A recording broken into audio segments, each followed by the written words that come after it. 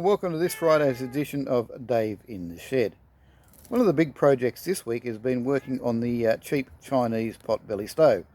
The performance of this thing up to this stage has actually been quite pathetic. So we've put out the shed and made a few modifications. We think we've improved it. It's working a bit better. It actually is burning fuel now instead of just producing unburnt fire products known to smoke. Our next job is to grab some mani seal and seal it up and see what happens. Until it's not trying to kill us all, it can stay outside for a bit. But now let's go inside the shed and see what's going on. I'm shooting this part of the program early in the morning before the light comes over, before the sun goes over, and it wipes everything out when I'm trying to show you what's on this back wall. Well, the tram display has got a bit of a changeover. We're working further on that. I have recovered a set of old shelves that were out in the garden and brought them inside, and slowly converting this over to the sort of like tramway museum, the tramway display. So this eventually hopefully will have the different trams on display in their versions, and up the top of course is the wonderful destination box. Now sometimes when I show you video this, because of where the sunlight is, it just wipes it out, but this morning hopefully you'll see how it looks.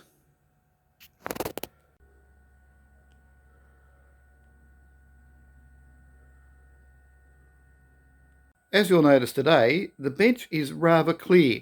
Quite a few projects were finished, completed, repaired. There's still a few things to go on the bench, but very rare that the bench is this tidy. So I thought I'd put some video and put it in the show. It doesn't normally look like this. It's a lot more chaotic. One of the projects that has been consuming myself and taking up time during the week is when I was challenged to if I could build a HO operating Planet locomotive. I've finished my own Planet, and I'll show you some photos of that in a second. You'll see some footage of it running hopefully at the conclusion of this video. But in theory, yes, this is one of those projects where it was more of a practical exercise. Could I build a HO scale Planet and make it operable? Yes. Would I? Probably no. Biggest challenge would be the mechanism. We've got the body printing it down to a spin where I'm actually quite happy with the results and what I'm getting. Building a mech for it would be very interesting. I think I could make a Bachmann GE 44 tonner fit in. It's about the right size, it's about the right scale. Wanting to do that, yeah, no, it's so fine and it's so fiddly. There's a reason I work in 7mm scale and not in HO. But anyway, in theory, yes. So there you go. In practice, probably no. It's a bit like the HO scale steam tram I built, where I did it because I had the bits on hand to do. Ever since that day, it sat in the box and done nothing with it, because really proved it had no use for it. But yes, we probably could.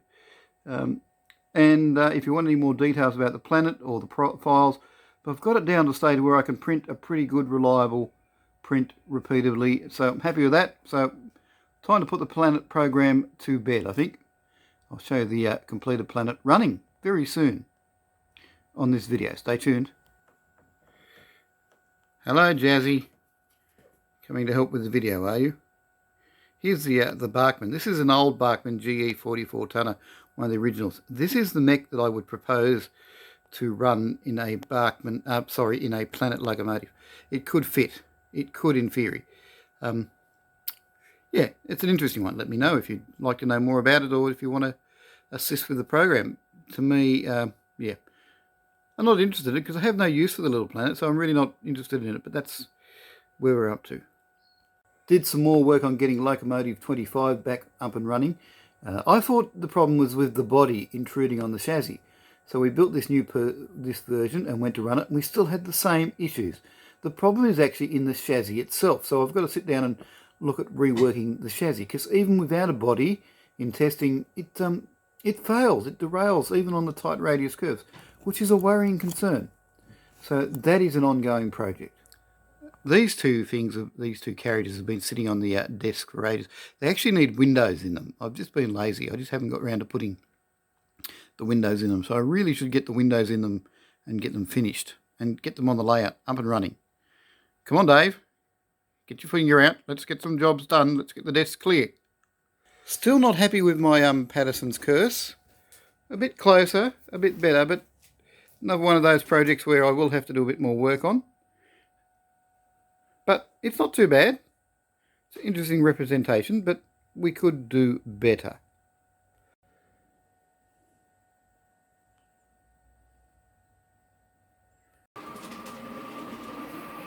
Well, there you go, people. After complaining about number 25 being a problem child, here it is up and running again. I took the body off to play with it, and a drive shaft had popped out. That's why it wasn't running very well. I should have investigated that a bit better, but there you go, number 25. Not sure which body I'll run on this. It's one of those things to play, but that's one more job off the workbench.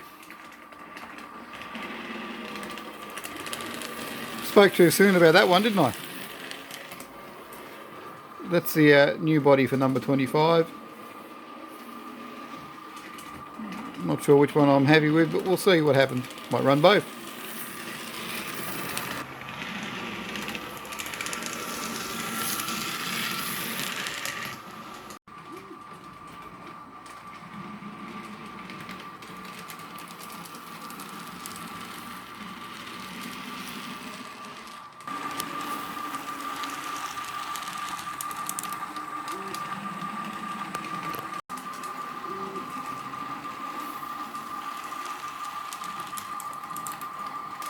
Well, that's it for now. Hope you enjoyed the program. I will conclude it by filling out my time with some footage of running, both Janet the Planet and the 73 and the Puffing Billy set.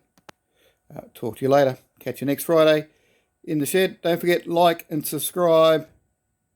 Bye.